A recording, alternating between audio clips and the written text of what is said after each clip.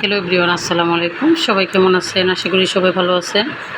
আজকের নতুন ভিডিওতে সবাইকে স্বাগত। তো আজকে এদিকে দেখেন আমি খুদের বউ ভাত রান্না করতেছি। তো এটা কে কে পছন্দ করেন? তো এটার সাথে দিয়েছি প্রথমে পেঁয়াজ, রসুন, সাথে দিয়ে দিলাম 2টা এলাচ, কাঁচামরিচ, শুকনো মরিচ, সাথে দিয়ে দিলাম তেল। তো সব কিছু একসাথে দিয়ে ভালো করে মেখে বসিয়ে দিলাম। তো এদিকে দেখেন বলক এসে গেছে। সব কিছু মেখে আমি একসাথে বসিয়ে দিলাম। তো এদিকে দেখেন রান্না হয়ে গেছে। তো খুদের এই বউভাতটা রান্না করতে বেশি সময় লাগে না। তো নাস্তা খেয়ে চলে আসলাম আমি বাবার বাড়িতে।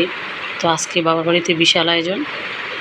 তো এই আয়োজনগুলো হচ্ছে আমার ছোটো বোন আসছে শ্বশুরবাড়ি থেকে, তার শাশুড়ি আসবে, ভাসুর আসবে, ওরা ফ্যামিলির সবাই আসবে।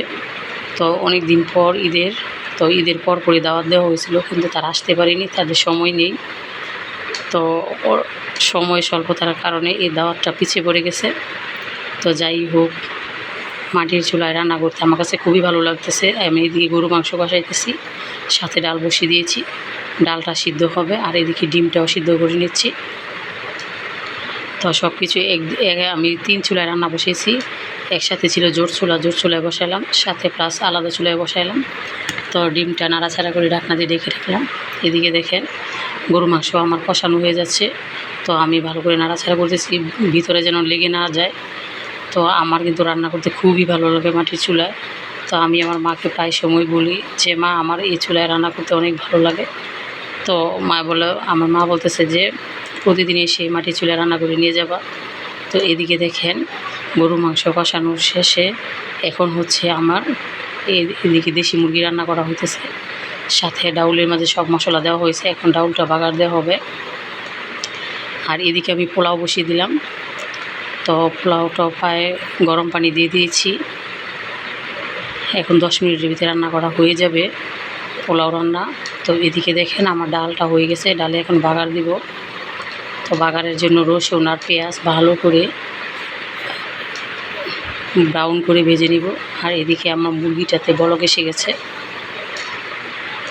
তো মুরগিটা কিন্তু ভুনা ভুনা হবে, যেহেতু দেশি মুরগি, তো ঝোলের পরিমাণটা একটু বেশি দিলাম। তো পোলাও উঠিয়ে এদিকে আমি ভাত বসিয়ে দিলাম। এদিকে দেখেন পোলাওটা দমে রাখা ছিল, এখন আবার নাড়াচাড়া করে দিচ্ছি। তো এটি কিন্তু বড় পাতিলে রান্না করা হয়েছে, যার জন্য পোলাওর পরিমাণটা কম বোঝা যাচ্ছে।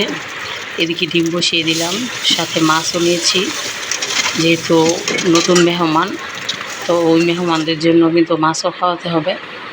তো আমার কিন্তু বাবা নাই, ভাই নাই। তো আমার সামর্থ্য অনুযায়ী আমি ওদেরকে আপ্যায়ন করব। তো এদিকে দেখেন ভাতটা প্রায় হয়ে গেছে, এগুলো আমাদের ঘরের চাউলের ভাত। তো ফাইনালি রান্নাবান্না প্রায় শেষের দিকে। তো রান্নাবান্না শেষ করে এদিকে দেখেন মাছ বোনা, ডিম বোনা। তো মেহমানদারি করলে মেহমানের হাতের রান্না বা মেহমানের যে রান্নাটা করা হয়, ওই মাংসগুলো বা তরকারিগুলো, ডালগুলো খেতে কিন্তু খুবই টেস্ট হয়। এদিকে ডাল, গরু মাংস দেখেন মাশাআল্লাহ খুবই লোভনীয় হয়েছে। আমাদের আজকে রান্নাবান্না কেমন হয়েছে কমেন্ট করে জানাবেন প্লিজ। ধন্যবাদ সবাইকে। আসসালামু আলাইকুম।